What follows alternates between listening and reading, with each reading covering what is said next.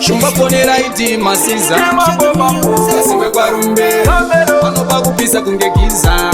Multimedia Munu wese osana Ite osana Panopa ita munana Pamuchacho wekana Maita yenyu mambo jeso machinja mbura timwe doro remana Mambo Solomoni Sandoboi mune masoja akawana mariwana Samero yauone Samero Samero yauone Samero Davida atakwa yauone Samero Samsoni akirwa yauone Samero Chokoriwa miremuone sakatangira mu Bible iyahoe Nazichiri kwedu yemuone Atikulwe kutakwa na fata vekuroma Imi ya mai ndeze miyeto Katambiro kenyu ndeke miyeto Muchinji kwa katatu kwete miyeto Tinga sukundika sababa keketo Samero, Samero, yauone Samero Samero, Samero, yauone Samero Davida atakwa yauone Samero Samsoni akirwa yauone Samero Muchinji kwa katatu kumadzimai uko Ana baba uko Muchinji kwa katatu zangu wadzenatu Amen Samero ziputo tipakure Iwe shumba nyama tidanzure Uruva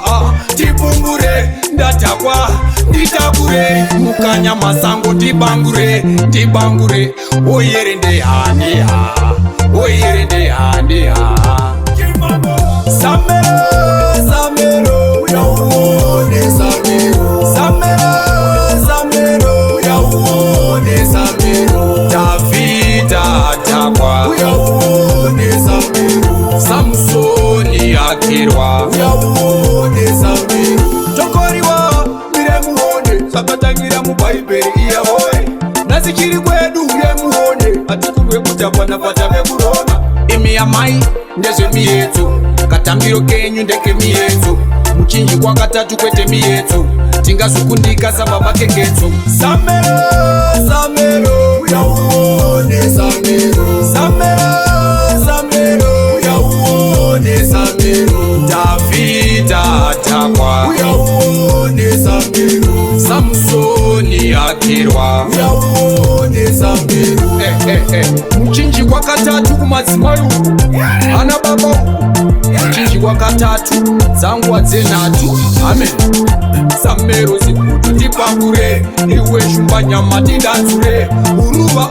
tipungure Ndatakwa nditakure Mukanya masango tibangure Tibangure Oyerende hane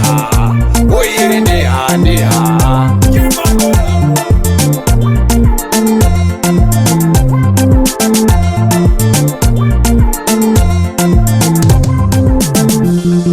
Thank you.